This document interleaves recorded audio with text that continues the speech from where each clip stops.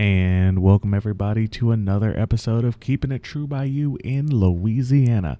I'm your host, Donald, once again back with another great episode covering our Louisiana FCS, FBS, and all other teams.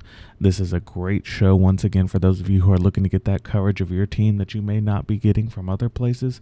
We're happy to provide it to you, and we're happy that you're back. Today's episode is our FBS football, particularly group of 5 preview show. We're going to be talking about Tulane, ULM, ULL, Louisiana, we'll get it on this show eventually, and La Tech.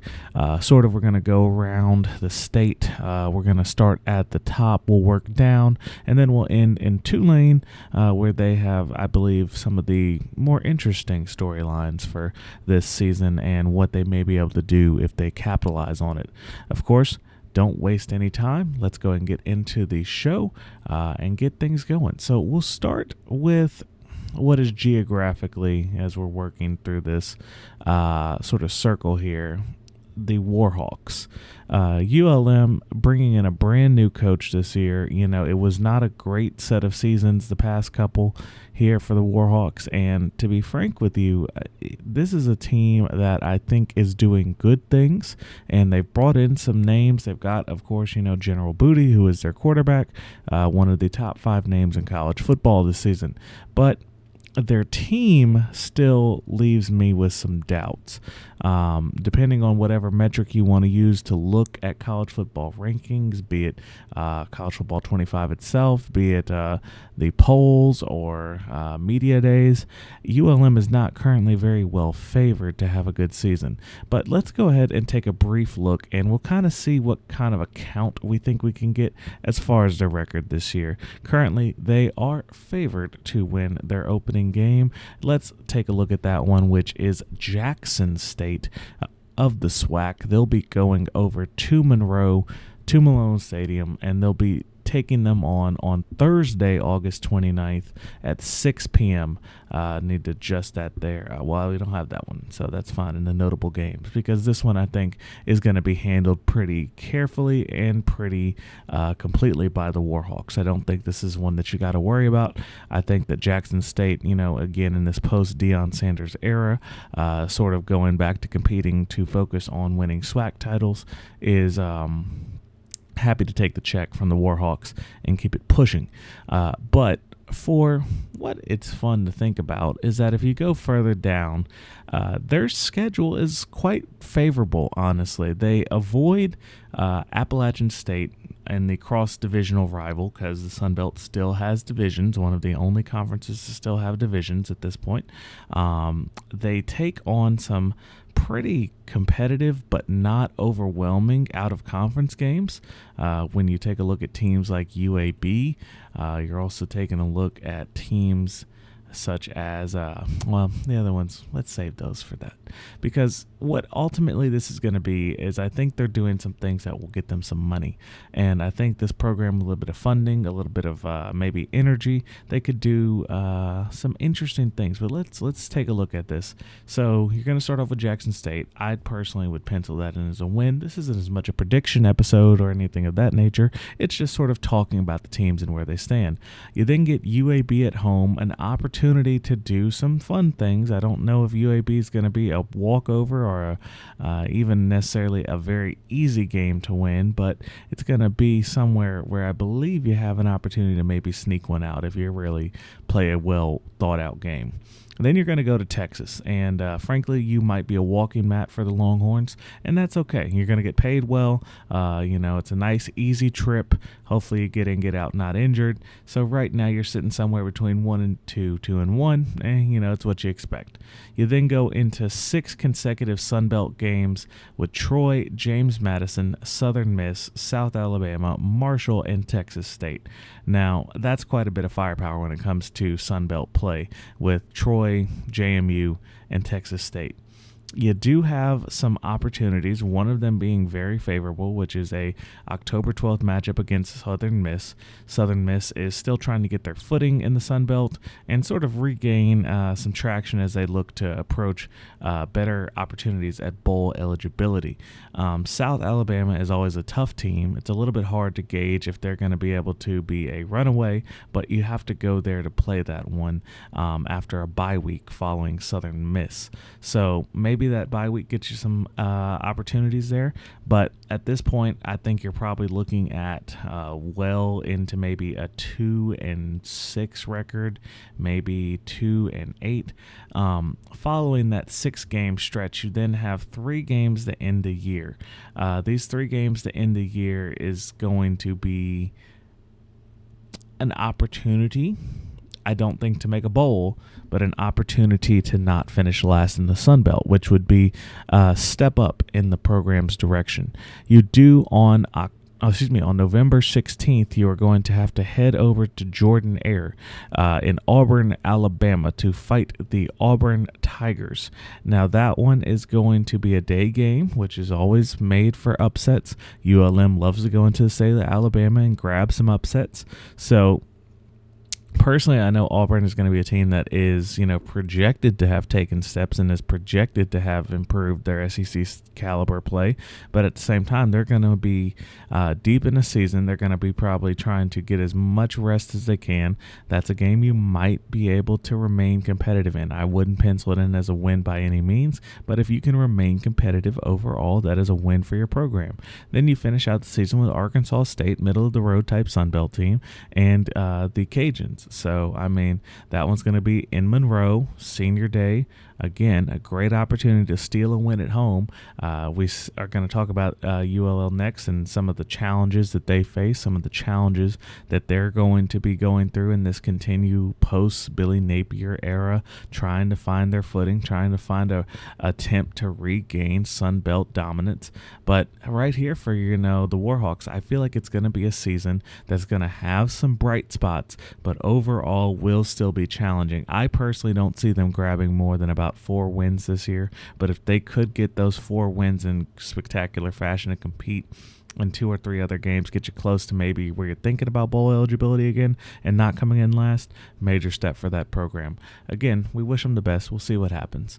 So moving further down south to Lafayette, this is a schedule that honestly has runaway opportunity. The Cajuns put themselves in a position, I think, to reestablish themselves in the Sun Belt, to reestablish themselves on the national stage, and I'm going to tell you why they're a dark horse for that playoff bid.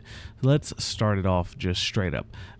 In the post-Billy Napier era, this is a program that is starting to decline. 2 bowl losses back-to-back.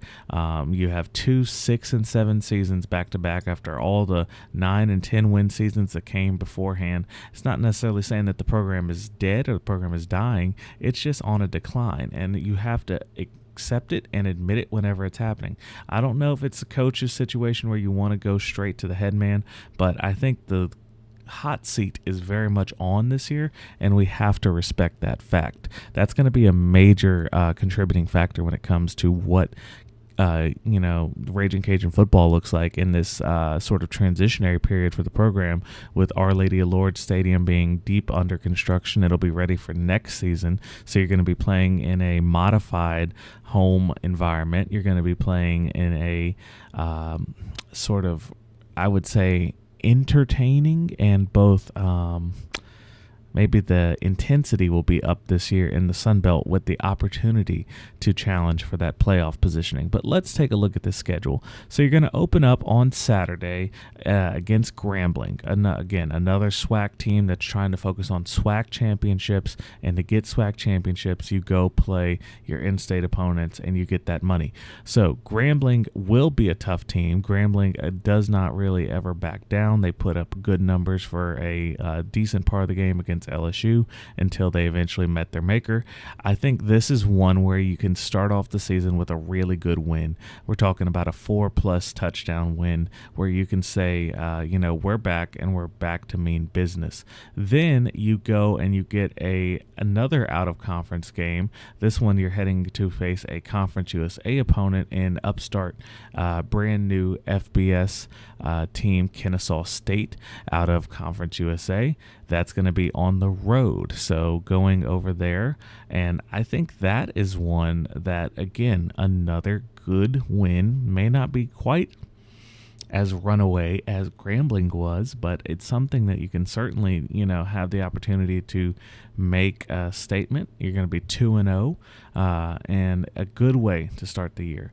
Next one here is one where we can sort of talk about two teams at the same time, and that is, and I do know that I went out of order for Louisiana Tech. For those of you listening on the podcast, we're going to get back up there in a moment, but when you think about Tulane here on September 21st for the Cajuns at Our Lady of Lourdes Stadium, that's who paid for it. Don't get mad at me. I love Cajun Field, but that's who paid for the name.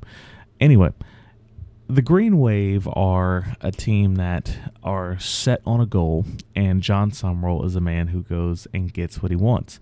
But that's going to be a packed crowd, if I had to guess. That's going to be a nice opportunity to step up in competition, to step up in quality for the Sunbelt side here and with ULL and Louisiana. I'm sorry, fans, I'll call it both. You let me know in the comments if you prefer to be called by your 3-letter acronym or if you prefer to be called by Louisiana. I can't be biased. I have all these other schools to cover in the state. I got to call you what they want me to call you. Or maybe I'll call you what you want me to call you. But what I think the Cajuns will be calling that day is a loss on their home turf. It may not be by a wide margin. I think that's a game that will go down to the absolute end. But if they pull out the victory, you're talking about a 3-0 team, all outside of conference play, with some great opportunities that lie ahead very soon. And that would be a trip to Winston-Salem, North Carolina, where they're going to face the Wake Forest Demon Deacons. Now, again, ACC competition is a step up in quality, but you're playing one of the weaker statistical ACC teams. Another opportunity to go steal one on a Saturday when nobody's really looking at you as a premier markup, a premier matchup, or a premier team to sort of keep an eye on. That's where you go to 4 wins, and when you're at 4 wins, you get recognized. You have to be recognized, and that's where it's going to fall into October 5th. This is the opportunity where if you start Sunbelt play and you start it off right, you're going to be 5-0, almost bowl eligible at this point, and you're playing Southern Miss on the road.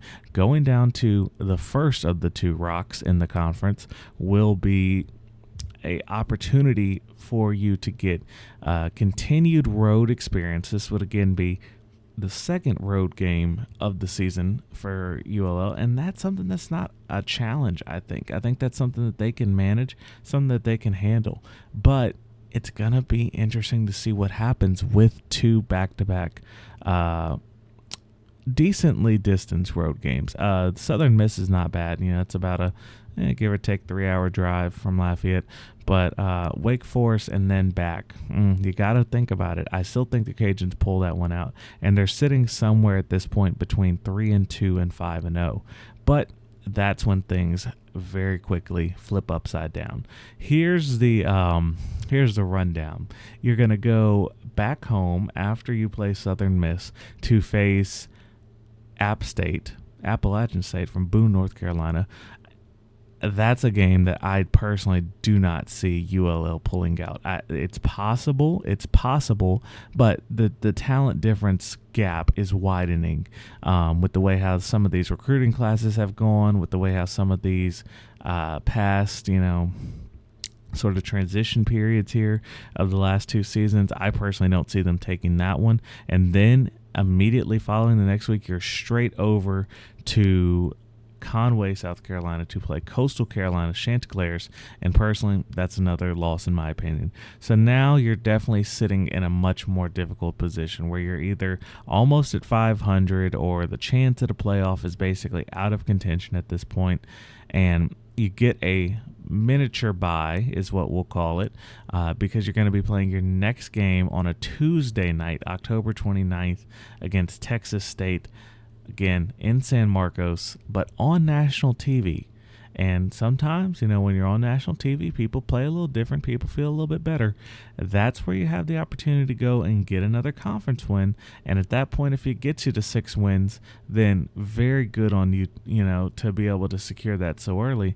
But if it's an opportunity to maybe be continuing to position battle for an opportunity to play in the Sunbelt Championship, you got to go after it. You then get 2 good ones at home, really 3 total, but the third is a little bit more difficult than the first 2. You get Arkansas State, South Alabama, and Troy all in consecutive weekends. These are all teams that you have the opportunity to go out there and beat. It's going to be a great homestand, a great opportunity to get out there and support your team. I think right there you could honestly go 3-0 there, and you're definitely securing bowl eligibility at that point. But you, of course, finish the season off with the in-state rival against the Warhawks in Monroe. And as we talked about it, I don't think the Warhawks are coming back to get that one. So I got to give that one to the Cajuns. And that puts them in a position to once again be back in Sunbelt title contention. Will it be as an 8-4 team? Will it be as a 7-5 team? Or will they pull a Cinderella season, maybe get some really good bounces and end up as 11-1 or 12-0 with a chance to contend for playoff berth? For a playoff berth, I could see it. But I'm not going to count my cards and say that that's what it's going to be. I personally see the Cajuns ending up with somewhere in that top 5 of the conference, but not necessarily quite making the championship. Next, we'll go back up, because that's how you obviously make a circle. You go down to Lafayette, then you go back up 49. Don't question me. Sonny Cumbie is by far, I believe, the coach that is most on the hot seat this season. For what it's been with the back-to-back bowl losses for the Cajuns, that's one thing. But a 3-9 season last year where there were so many opportunities to take games that looked promising on your home turf, for that matter, and they just slipped away from you either at the end due to lack of coordination, inopportune plays, interceptions. We saw it all last season. I think this is a season where the coach has to go ahead and step up his game, or he's going to definitely be on the chopping block. So without further ado, the Joe got a new scoreboard. Let's see what the score is going to be as we start off the season with Nichols, the defending Southland Conference champions, going to Louisiana Tech. Now, this line, as we look at the odds over there, opened to surprise for me. I think whenever an FCS school goes up to an FBS team, there are certain situations where we can expect the FCS school to be competitive. We looked at what happened with Montana State and New Mexico. However, New Mexico is in ULM tiers as far as quality, and they're expected to be bottom 10 in all of FBS.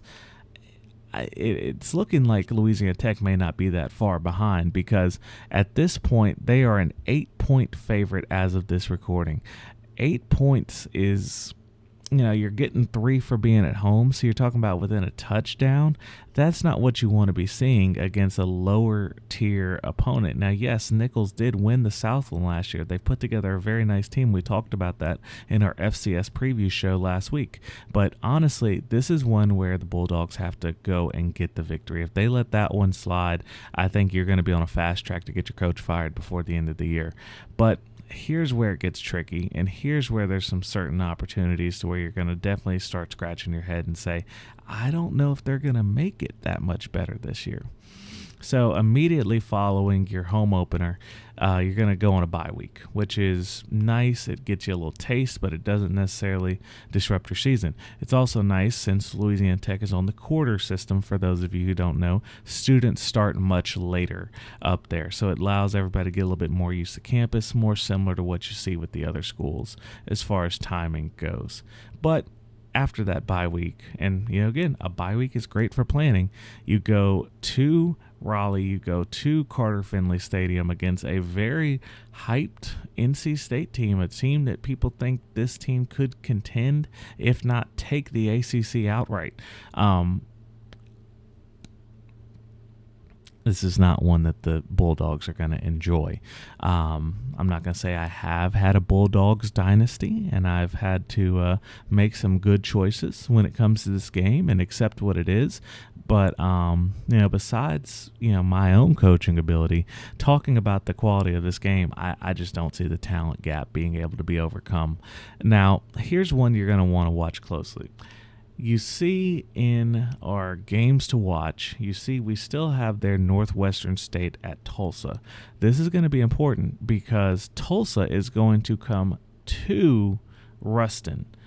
This is going to be a Saturday game, one of the premier games of the season for the Bulldogs. They cannot let that one slide. That is going to be critical to them, critical to their year. I think they have to take that game. Even if it means you pull out all the stops, trick plays, so forth and so on, you have to make a program-defining win at this point. It's been too long since those good years in the early 2010s. You have to do something to re-energize the fan base because you're going to get hit by Conference USA's notorious midweek games, which is great for their TV money, but terrible for fans. And I'll tell you a little bit more about this. Basically, you're going to start Conference USA play after this. You're going to play FIU, Middle Tennessee State, New Mexico State, and UTEP. Of those, you should probably go, if you want to be competitive, 2-2. Realistically, I think the Bulldogs are looking maybe somewhere closer to 1-3. And that's because you're going to face New Mexico State on a Tuesday night after you played on Thursday night the week before. So less than a week's rest. That's too tricky, in my opinion, for a team like this. You do get Middle Tennessee State at home. That could be an opportunity to, again, sneak out another win. You got to take advantage when you can. And then when you go to New Mexico State, that team is a little bit too strong for you. That's going to be a loss there. Now, getting UTEP the following Tuesday at home at the Joe, it's not going to be very well attended, but you're going to have students there. You're going to have locals there. But that's another one you can get. You can take care of that one. That should not be terrible. And it gets a little bit easier after that, frankly, for the Bulldogs. You get Sam Houston State and Jacksonville State. Jacksonville State being your homecoming game, November 9th, big day of football in the state of Louisiana. We'll be covering it in all angles. You go get that one, maybe you have a chance to go contend for a bowl game if you play your cards right. But Western Kentucky to follow, very tough one. TJ Finley, Louisiana native, going to be the starter there. Maybe by the end of the year, we'll see. Then you go to Arkansas, automatic loss. I wouldn't even consider it as an upset potential. And then you finish off with Kennesaw State, the brand new team in Conference USA, as we talked about earlier. Overall, I'd say that's a ceiling of maybe 6-6, 7-5, but more than likely, probably 4-8. We'll have to see where the Bulldogs play. I think Sonny Cumbie needs to get to bowl to be able to retain his job. I know that they're not super aggressive in Ruston as far as firing coaches. They like to let their guys start building their program, but it's a situation where the results have to come at some point, and it would be, maybe non-advantageous to that program to try and, in this new era of players leaving, of getting, having to compete money-wise. Ruston obviously is no TV market. Ruston is a pure college town in its perfect sense, and, it's nestled there on I-20 until the Buc-ee's shows up. It's going to be a little bit of a, empty exit. Now, there's actually some nice things to do in Ruston. I've spent more time there than I probably should have, but I enjoy the city. I enjoy the university. Very, very wonderful if you ever want to just go up there and enjoy a nice weekend. Nevertheless, Ruston, Louisiana Tech, I don't think it's your year. Maybe a bowl game would be a major step in the right direction, but definitely not even contending for a conference championship. They are lucky, though, to avoid Liberty on their schedule. That is an opportunity to not have to automatically pencil in a loss. Again, Bulldogs, middle-of-the-road team here. And to end things, to wrap it all up, to go back down and around future I-49 corridor type trip, you end up with the Green Wave. John Summerall's newly appointed coaching tenure opens up on Thursday night. Again, getting a lot of Louisiana football on Thursday to open the season. You also get like I said, ULM, Northwestern, a whole bunch of games on that Thursday. It should be a good weekday. A lot of us are going to be in Vegas. We'll be providing the LSU coverage on Keeping It True by You LSU Tigers live from Vegas out there, so you'll be able to watch all of our content at that time. But you have a great opportunity to start off, if you're Tulane, to go get a strong win in your newly 10-year anniversary-laden Ulman Stadium. Everybody's looking forward to that. I think it's going to be a great opportunity for John Summerall to kick off his tenure with a win. Then you bring in another marquee opponent. I am always impressed by how good Tulane has been at getting these Big 12 teams to come down to play them at home. So that'll be the premier 10th anniversary game against Kansas State, a day game. We saw how good Tulane played last year against Ole Miss, and Oklahoma a few years back. I think they'll give the Wildcats all they can handle in that game. We'll see what John Summerall can do with the team that he's assembled. Again, he has Oregon transfer quarterbacks. He has 5-star transfer receivers. There is an offensive prowess available here. Can the defense keep up will be the biggest question, and we'll give some in-depth takes on that one, as that one will go on Saturday the 7th.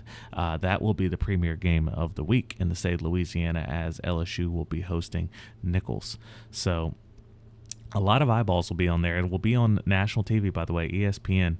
So always a great opportunity there. Then you're going to follow that up back-to-back. You're going to get a midday game on ESPN. This is really an old SEC throwback opportunity slot for Tulane, it feels like. They're going to take on Oklahoma. So two Power 4 teams to start your first 3 games of the year. Personally, do I think the Green Wave take 2 of them?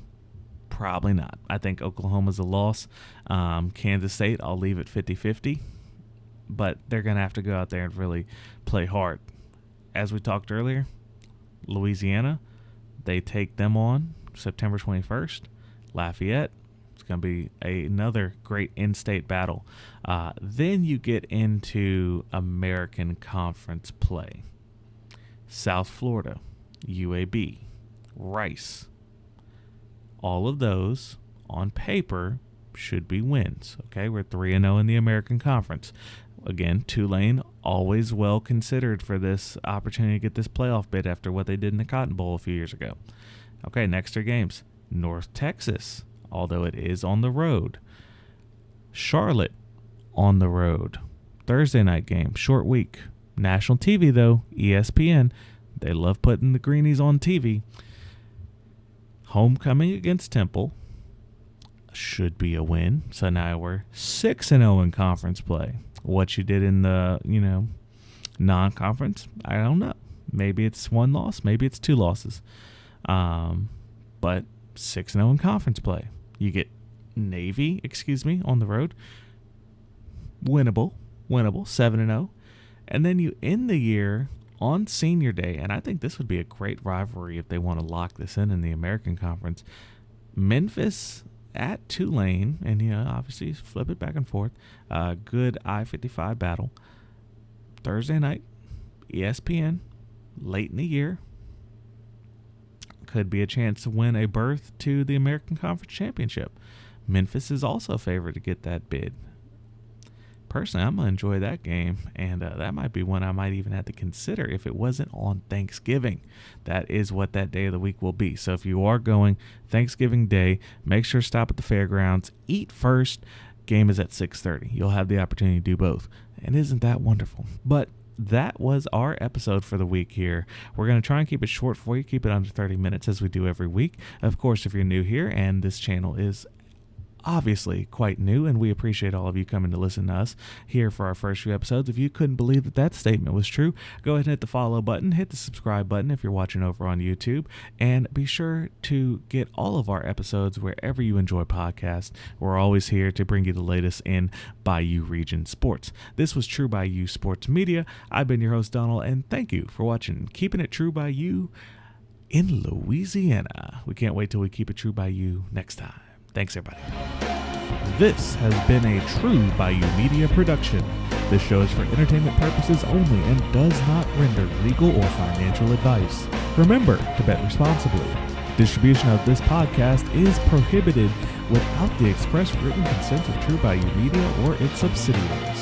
Thanks for being true by us. We can't wait until next time we keep it true by you.